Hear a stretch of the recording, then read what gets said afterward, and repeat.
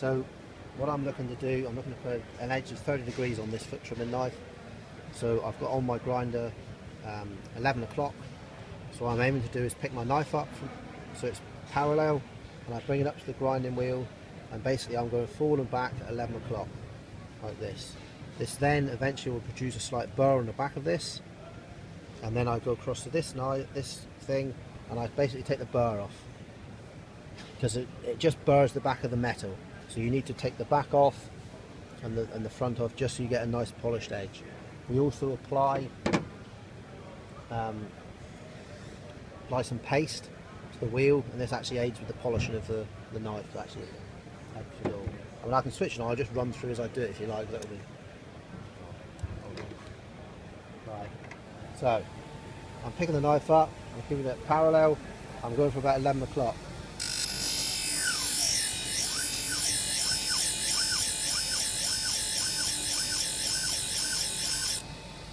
I'm just looking down over the knife just to see if I've got a bit of a burr, and I can actually see, I don't even see it on camera, but there's a slight burr on the.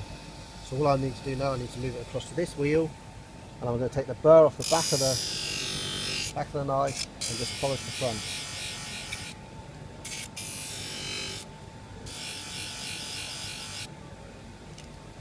And I can apply the paste. Again, this just gives us an extra bit of polish.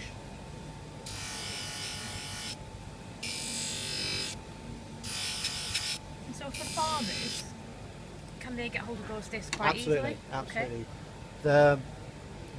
You can get a little kit, so you'd actually get this wheel, the felt wheel, and you actually get a big paste stick. For how much is that? It's about less than 80 quid.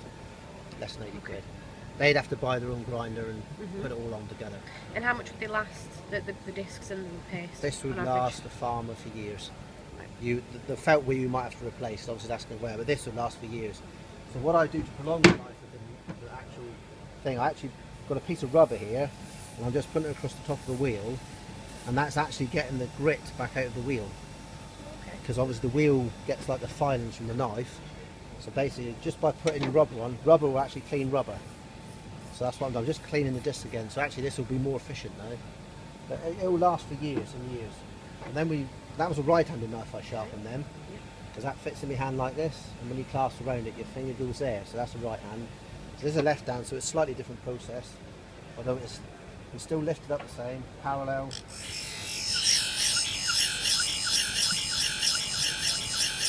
what angle are you putting on there? What I'm trying to do is 30 degrees, the same as the other one. Okay. So I'm just trying to get 30 degrees. Any more than 30 degrees, and we've actually got more of a wedge. Okay. So, if we've got more of a wedge, don't mind me drawing this, do you? Nope. You imagine your knife edges like that. So we say that's 30 degrees. If we say that's 60 degrees, there's going to be more drag on that. If you're dragging this through the foot, there's less drag on this. If we go for 10 degrees, you've got a really thin blade, and you'll just snap the blade. So we think 30 degrees is a really good, accurate way of doing it. So again, I just need to get a bit of a burr on here. Yes, please. Yeah, whatever. Alright, lovely. Yeah, I just got a bit of a burr. You probably can't see that on camera, I suppose. You might see it. Just, you can't, there. You can just see there that it just sort of changes colour right on the edge. Yeah. So that's just a bit of burr. What's happened is the metal's actually gone from the front and just created a little bit of a burr. So all I want to do really. So now we're putting on the felt to just remove the burr. Okay. So it actually creates a really sharp edge. Yeah. So when we've got a really sharp edge, to test it, we can just put it on a fingernail. Oh. And you actually see right away.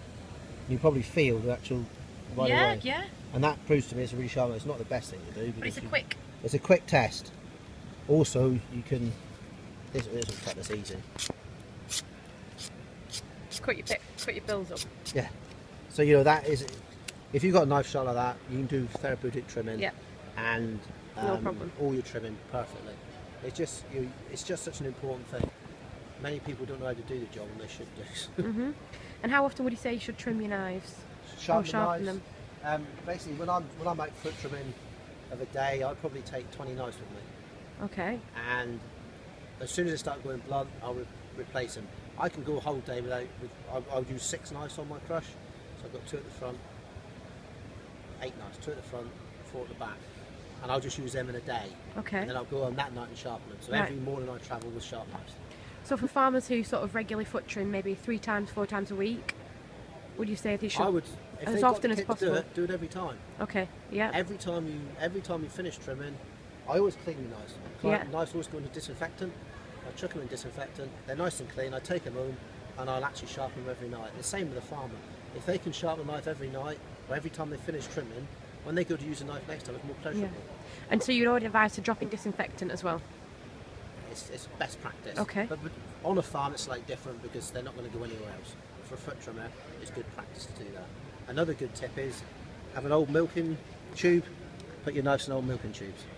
Yeah. Because it just maintains the edge. Some crushers have got this on the back of them, so you just drop them in there, so they're not going to go blunt. So it's always good, just an old milking sleeve, just put it in. And it's always going to stay for yourself as well. Any other handy tips that you think farmers should know about when just doing regular their own foot trimming in between the trimmers coming in to see them?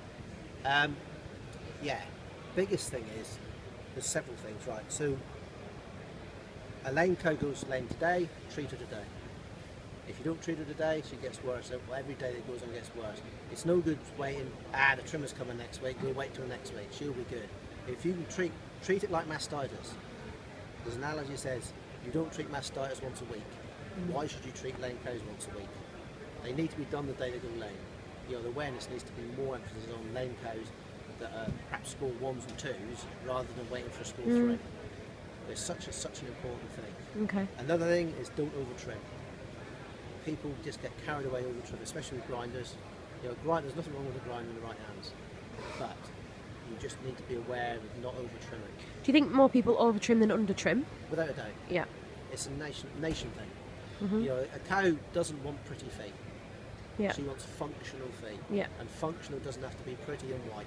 Okay. Just nice and absolutely beautiful. You know, when it goes back down on the ground again, you're not going to see what colour it is anyway. Yes. So just functionally trim it. You know? Okay. Far too much is removed from feet. Far too much. Yeah.